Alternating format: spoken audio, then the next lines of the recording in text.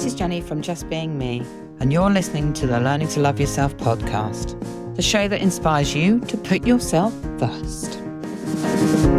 Learning to love yourself on the path to happiness. Learning to love yourself on the path to happiness. Welcome back to the Learning to Love Yourself podcast with the very lovely Natalie Guyan. Welcome, Natalie. Thank you for having me, Jenny. You're sitting there looking amazingly beautiful in Spain. So those who are listening to us, you won't see this, but if it's out on YouTube, you will see that you're out in Spain, aren't you? So different timings to us and different heat. Yeah, it's mid-August at the moment, so it's absolutely sweltering. Yeah. So I'm sitting here talking to you, trying to catch some of the breeze coming in through the door. So, Natalie, you're happy to share with us your story of self-care. Can you tell me the moment that you realised, actually, I've got to put myself first? Absolutely. I mean, there's a very big moment that stands out in my life, and I want to take you back to being into my early 20s when I had this first moment.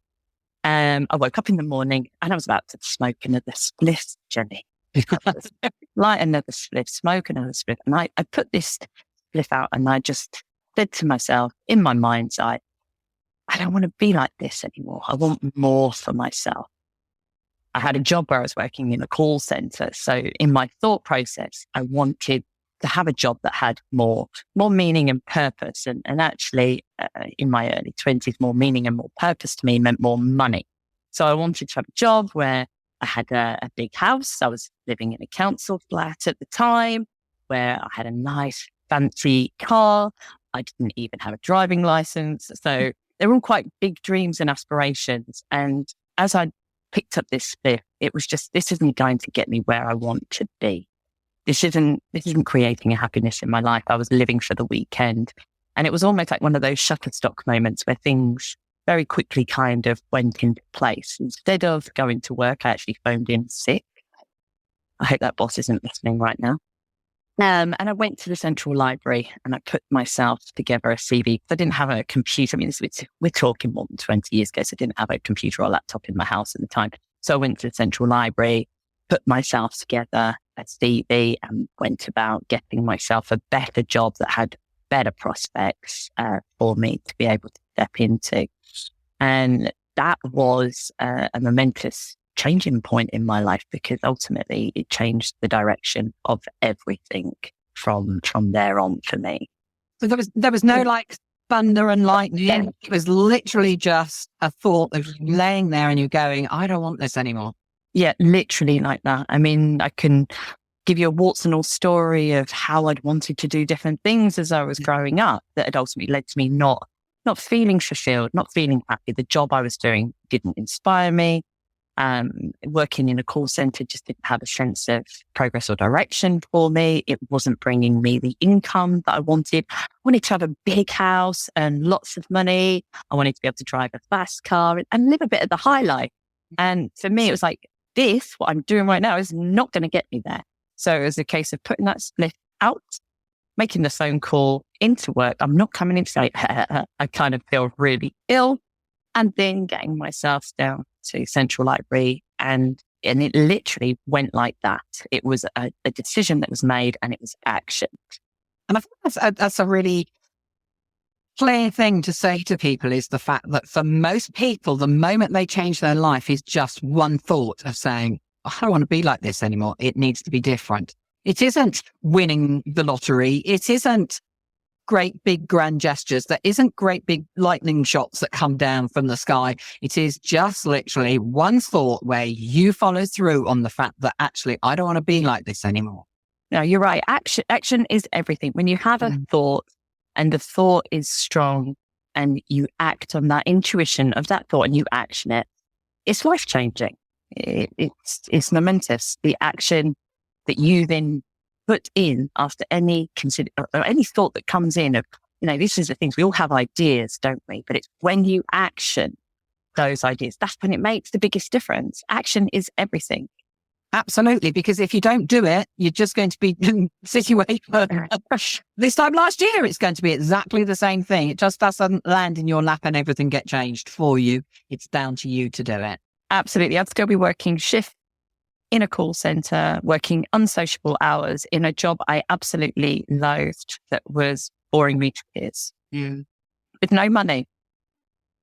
So you obviously changed that because Yep. in Spain. So what is it you did that actually looked after you, the core of you, to make sure that you had enough energy behind you, enough confidence behind you, enough support behind you to change your life? Okay, so it's a number of different moments exactly like that I've had in my life, Jenny. So the first one was changing my job. By changing my job, it then put me in a different circle of people. So my relationships and my connections changed. Okay. Right. And by my, Important, aren't they? it really is. It really is. The people that I were associating with, they became part of people who I aspired to be more like, that I was able to learn from, and that enabled me to have a lot of personal growth. That gave me back a sense of self-satisfaction about my own capabilities, which in turn started to build my confidence. Okay, so that was a massive part of my own personal growth, changing careers, which at the time, if you don't mind me sharing with you, I became a recruitment consultant. And working as a recruitment consultant meant that I had the potential of earning a lot of money. It actually led me to meeting my husband as well. So it changed the direction of my life for me to then meet my husband. And we set up a business on our own. So that really kind of catapulted me into not just my career, but becoming a business owner with a partner, which meant we had a lot of flexibility. And then that led to me becoming a mum and having children. The flexibility of the role then led to me being able to choose to change where I lived.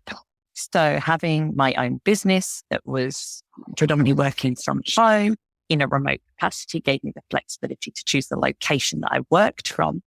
That allowed me to move from Birmingham to Somerset. And then from Somerset, 14 years ago, I moved out here to Spain. So that change of decision, the change of what I was going to do from employment to a big house and a fast car, literally became life-changing for a number of different things.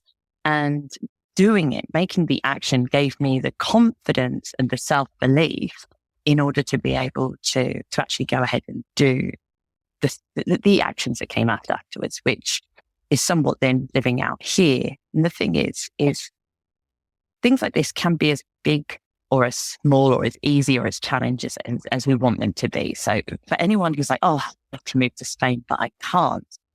You know, I had doubts, I had reservations, I had those self-limiting beliefs as well. But when you break those things down, yes, you can. Yes, you can absolutely do anything that comes to mind that you might want to do. It's a case of how am I going to do that? Not whether you can do it or not. It's how you're going to do that, how you're going to make that possible. And when you fully understand and you give yourself that option, in turn, it's like, you know, understanding that, yeah, you deserve that opportunity, that you can do it, you know, that opportunity is open for you to be able to go and try and step forward and into it. And that's obviously led me to being out here for the last 14 years. And with that business, went on to make 7 figures.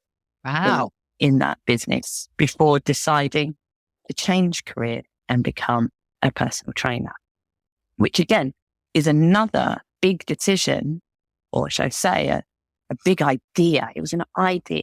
And the idea came from, again, I wasn't feeling the same level of fulfillment and purpose, Jenny. You know, I changed my career from working in a call center because my big driver was money. I wanted to earn a lot of money so I can have a nice big car, a nice big house, and drive a big fast car. And then once I'd made all of that money, and 7 figures, quite a significant number for a lot of people. And once I'd hit that, at the same time, I was working on my own personal goals and my health, because coincidentally, one thing we don't possibly address when we're earning a lot of money or we're working in a fast-paced environment is the stress that comes with trying to be successful in business. And that can take a massive toll on your health, on your well-being. If you become very focused on one area of your life and you lose a sense of purpose on yourself and how important it is to prioritize you and your well-being and not just to focus on the money, it can have a massive, big detrimental knock-on effect to your health, which happened to me, which absolutely happened to me. I suffered massively with stress, burnout, overwhelm in my journey, and also working mostly in a sedentary role, which a lot of, if anyone here is trying to build a business and they find themselves sitting at their desk, doing all of that content, answering all of those emails, picking up the phone, being on Zoom calls, all of those things lead to a very sedentary life. High stress, grabbing whatever food you can on the go because you don't have time to eat, and perhaps trying to take the stress level down or unwind in the evening by drinking a lot of alcohol. I find these things are things that were not just uncommon to me. It can lead to a lot of detrimental effects of your health. It can impact your self-esteem. It can impact your energy levels, and it can actually impact the decisions that you then want to make for yourself, because it can lead you to almost be frozen or in heat. So one of the other big decisions that I made was to go on and embark on a journey on losing the weight. Along my journey of success, I'd become morbidly obese, and I decided that I wanted to lose that weight. And by losing that weight, it also took me in through an experience of understanding something which I think most of us get lost in. If you don't mind me sharing this with you, it's kind of off track, but at the time, I'd spent so long in an ill and sick body, not taking care of myself, really not understanding what self-love was, that became the norm. And when we're living with a feeling that we don't understand we can have something better, we don't even recognize that it should be like that. It doesn't have to be like that. We can just become stuck thinking, well, this is how my life is. This is how I have to feel. This is how I'm always going to feel, because we don't know any better. And that's not our fault, right? We don't know any better because we've only experienced this lack or this fatigue. It isn't until we actually have that opportunity or a moment of perhaps seeing what someone else has done or what someone else has achieved. Actually, perhaps there is more. And by more, actually, I mean feeling better, actually feeling like you're thriving in life, feeling like you're energized, feeling like what's going to be next for me, because you're enjoying what's going on the day to day. And that's a big difference, isn't it? That's a big energy difference from just doing life and doing, and that shows you that the money, having 7 figures doesn't actually mean that you're thriving. It means you have money.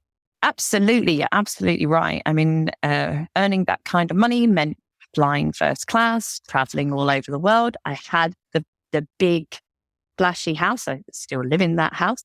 I had all the cars. You name it. I've driven those cars. I've had all these fancy cars. But those things don't guarantee you happiness if you're still living in a sense of this is just how it's supposed to be, and trying to search for the next thing or the next thing without really fully understanding that you deserve thrive. And that comes from an entirely different place altogether. The feeling of thriving is unlike any other. Absolutely. I mean, it's a buzz that cannot be created by anything else, because absolutely. Now being in the thriving part of my life makes me go, oh my God, why didn't I know about this a long time ago?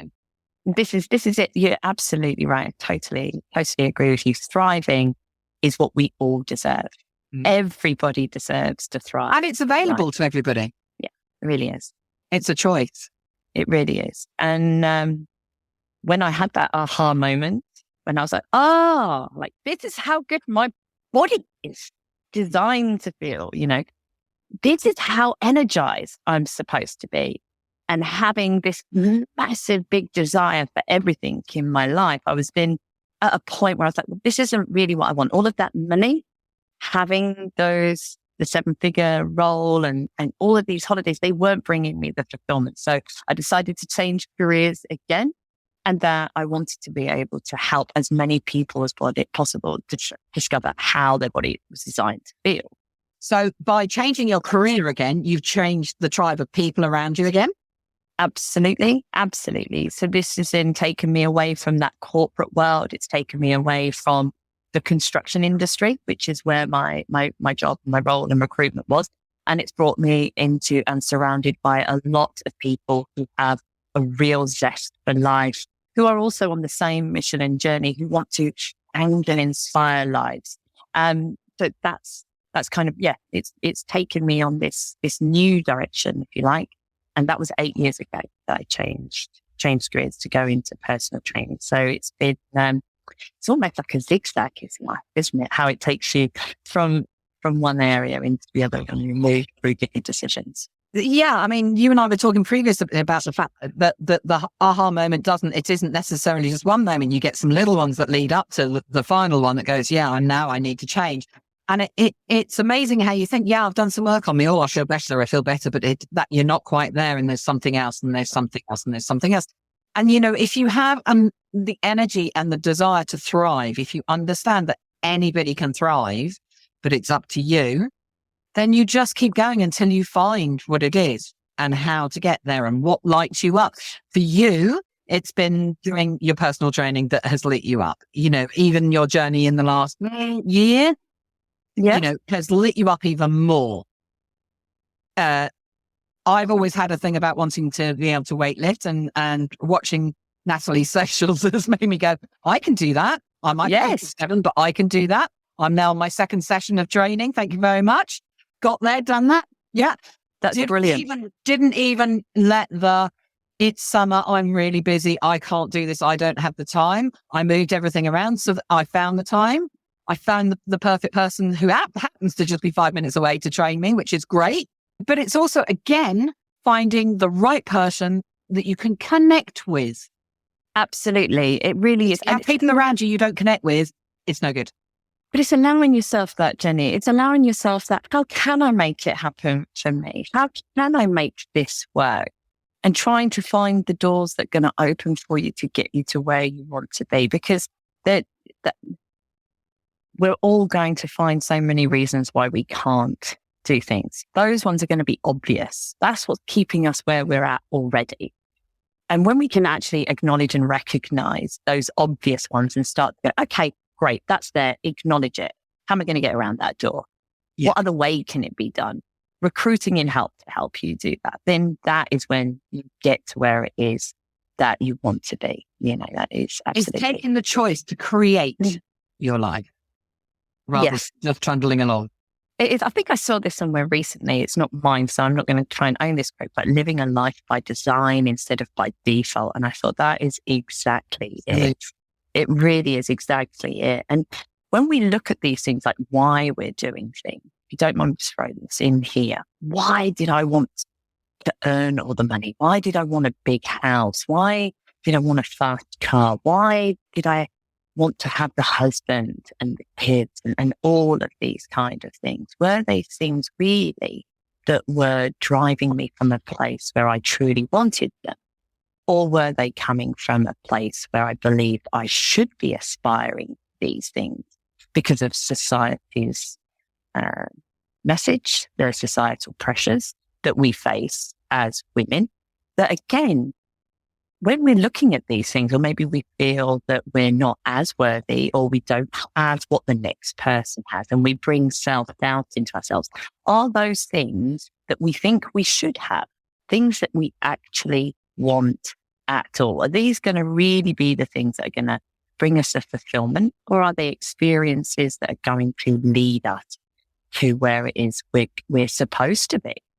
See, I don't know about you, but for me, it was definitely the moment where I realized that I don't have to follow the system. I don't have to follow the herd. I don't have to be what everybody tells me I've got to be because somebody else tells me I've got to be it. Yeah. I have the right to be me. Yes, you Hence absolutely. my business name just being me, you know. Yep.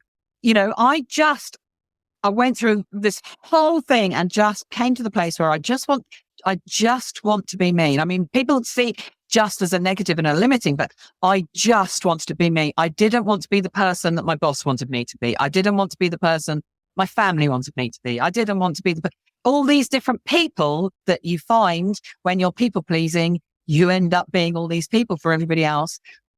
My whole thing, my next creation was the fact, actually, I just wanted to be me. And the moment I've taken that decision, everything has changed. Everything has changed because now I'm living my life authentically as me. This is the thing as well, Jenny. It's so prevalent in what I see a lot in the day to day is trying to conform to something that isn't you is often what holds us back. It's often the number one thing that keeps us stuck is when you perceive you should be something because that's what someone else's expectation is, or you've been conditioned to following that expectation for such a while and you're left in that lack. And you're left in that lack of this is how it should be. And again, that becomes the habit, doesn't it? When actually, when you're there in that position to give yourself the opportunity to be 100% yourself, 100% true, in alignment, everything starts to fall into play. Yeah. That's when life becomes easy. That's when life just flows. You become in an adult state, your life is flowing. You know what you want. You know who you are. You know who you want to have around you. And therefore, you are authentically being yourself. Yeah. But I mean, you were just saying about the fact that actually, that people are saying you should have a car. But for me, I'm just thinking about me starting on my weightlifting journey. People were saying to me, "Oh, you can't start doing weightlifting. You're too old. You're too old to do that. No. Oh, God, that's going to be embarrassing. Old person trying to do this, la, la, la." And I'm thinking to myself, well, it's got nothing to do with them. I'm going to make any difference to them, whether I do or I don't. But it's funny, isn't it? When people say this, it's often their own fears that they're showing you. They don't feel that they can do these things. Therefore, they're telling you that you can't do those things. And I think judgment. It's a judgment. And that comes from somebody else's brain. You judge on your own thought process.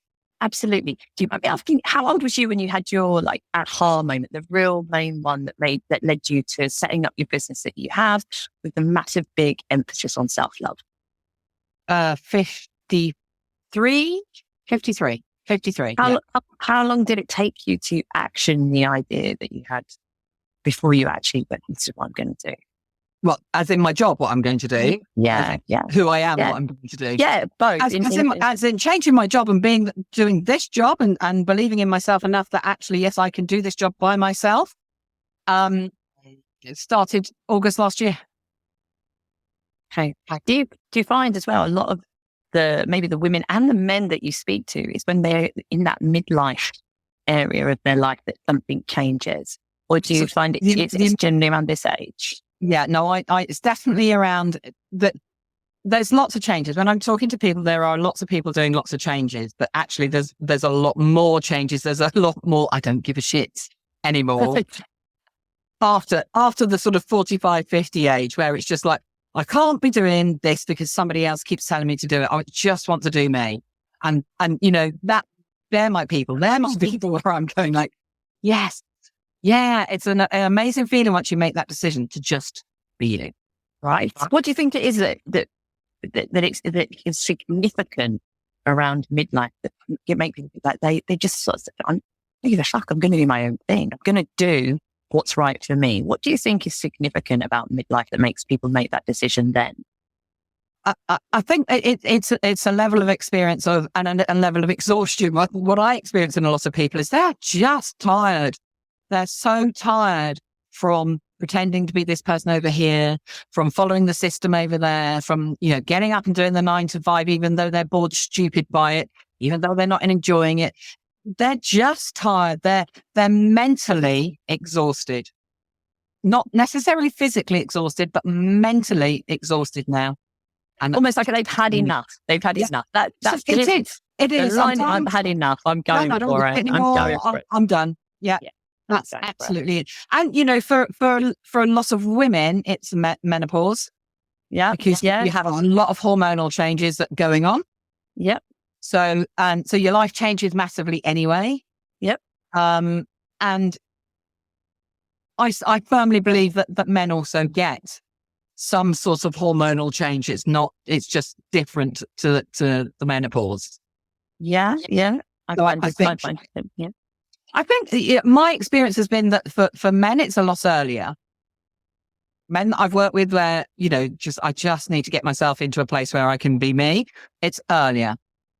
And that seems to be a lot around that. And this is a real sweeping statement that as women, when we have children, we are the ones that carry them. Our lives adapt. Yeah. And therefore we learn. I see a lot of women who've gone into the place of they've learned that they don't come first. Yeah. Because the baby inside of them has to come first. They have to consider that first before anything else. So they've learned and they've got into a routine of, all right, okay, everybody comes before me. And that almost becomes the habit as well. It becomes the habit until the point of, I've had enough. I've had enough of this. And I mean, this is something that I can absolutely relate to as well, you know, and it very much coincides with probably one of my most recent aha moments, which was coming out of my marriage. And I very much literally got to the point that I'd said to myself, I've had enough. This is not the relationship that I want. Now, he's a great guy. He's an amazing guy. There's no drama. He didn't beat me. He didn't cheat on me. There was nothing like that going on. We're still very close. We co-parent. Everything is very amicable. And I hope he will remain a very close person in my life for the foreseeable.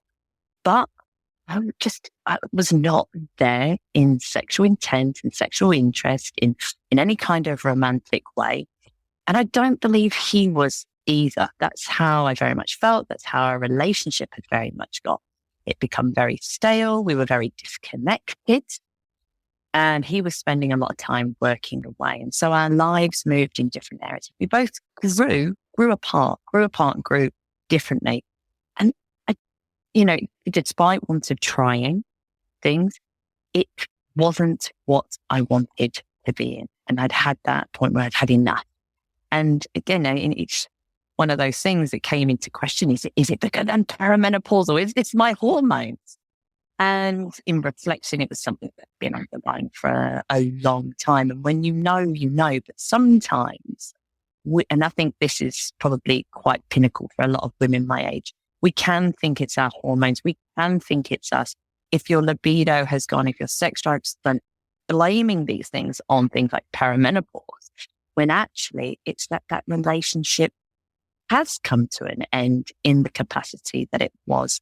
And that although you're a great mom and the husband may be a great guy, you don't need to martyr yourself to stay in a situation or a relationship that holds you back or keeps you unhappy. You need to be able to, at that point, and I think this is probably the most relevant thing with what you're achieving in your greater impact, Jenny, the message is, you know, very much, you need to love yourself enough to choose you. And to choose yourself in all relationships when you're setting boundaries. And that includes what you want in terms of a love life for yourself, how you want to be and feel in all relationships is super, super, super important. And we can become stuck on that line of, should I stay because I've been with this person for so many years and I've invested all of this time in that relationship and we've got children, and what about them, and what about the mortgage, and what about all of these other things that can become complicated and messy, and you come last in that thought process. And sometimes it can just take you having enough by the time you put yourself first. But if we learn more that, and it's not being selfish, it's not about putting everyone else out to the side, but if you don't put yourself first, eventually resentment builds, and that impacts who you are as a mom and as a wife. And if you want to remain the best of yourself and be able to give the best of yourself to your children, I strongly believe you do need to consider your own needs and love yourself enough to put yourself first in order to be able to give exactly what you want to give to others. Just quickly, because we're coming up to time, but just quickly, do you believe that if you put yourself first, you are able to give more to others because of the fact that you are empowering yourself? I wouldn't say it's the quality of what you want to give without resentment. The quality of what you want to give and doing things because you want to do it, because you've got that abundance of energy, because you know you're coming from a place of genuine alignment within yourself. You're thriving, you're energized, you feel good, and therefore what you're giving is good. Whereas if you're feeling sick and you're living a life in despair, or a life that doesn't feel fulfilled or isn't aligned to who you are or true to yourself as a person, that is going to be reflected in how you do things for others. And you have to ask yourself, is that what you really want? You know? And it comes down to choice again, doesn't it? Everything is choice. We all have a choice. You do all have a choice. We all have a choice. We all are also all responsible for everything that we do. Yes, we are. We're responsible for our choice. Which, when you recognize that also gives you great freedom. So, So just tell us a little bit of what you do and why somebody should come and find you, apart from your amazing story, but what you do rather than who you are. Okay, so I've migrated myself from being the personal trainer, and I work with midlife women to help them with the midlife master plan, if you like, through the perimenopausal years, from a stance of looking at making sure that food and fitness is supporting the lives that they want to live, so that they're getting enough food in to give them the energy and the lifestyle that they want to live, and that their exercise is designed in a way that they enjoy, that's going to build their bodies up and empower them to be able to stay active and capable for as long as they want to. I do help women who want to lose body fat as well, but my focus is to take a note of weight loss not being the goal, who you are and what you want for your greater life goals are, and how your food and your exercise is going to actually support that. It's really interesting, because I had a whole conversation with somebody the other day about the fact that I don't call it weight loss. I want to reduce, because a loss implies you've lost something and you need to go find it. Yeah. And I kind of go, no, I'm in reduction mode. I'm in reduction mode. That's what I want to do, is I want to reduce. But actually, it's much more about having a fitter body for me. It's about having a fitter, more capable body. I think a lot of people see things, as you've just said there, Jenny, as almost like a reduction. But as we step into being authentic in all areas and giving our body what we need, what we'll notice is whatever we're holding on to that doesn't make us feel safe will actually start to shred, just like a layer. It's a layer we no longer need. And then we reveal more of ourselves. As we're doing so emotionally, you reveal more of yourself physically as well. And you're thriving in all areas of life. So I'm really pleased to hear that you've taken up weightlifting and that you found a coach that's right for you, because that's the most important thing. Finding someone that you can have on hand to guide you through it, whether it's 5 minutes from you online, but someone that you relate to is super important. And I'm still waiting, Natalie, for you to set up a retreat so that, we can all come over and do a weekend with you. That's the dream. Pat and I really... There's nothing stopping you creating it. No, and that is, it's on the pipeline. It is on the pipeline. Yeah. Keep a lookout for that. But there's so many fantastic women that we've connected with through the online space. It'd be great to get as many people together as possible to have a fun female empowerment and lifting day to actually learn how to lift safely and build a bit of confidence around it and have some laughs along the way. Perfect. We will pop all of your links so people can come and find you down below in all of the blurb that happens down there. Thank you so much, Natalie, for coming and talking to us. It's been really great to actually finally, because this has been on the cards for an awful long time, to actually finally get here. Thank you for having me. You're very welcome. And we will catch up with you again soon. Thank you, Jenny.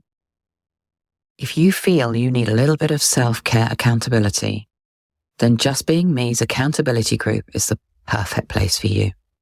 You'll be part of an incredibly supportive community, be held accountable for daily affirmations and gratitudes, have group coaching sessions twice a month, as well as other self-care tips and support. All of this for £22.22 per month. What's not to love? Click the link below. Thanks for listening today. If you'd like to know more, you can find all the links down below. Oh, and don't forget to press subscribe so you can catch the next one. See you soon. Learning to love yourself on the path to happiness. Learning to love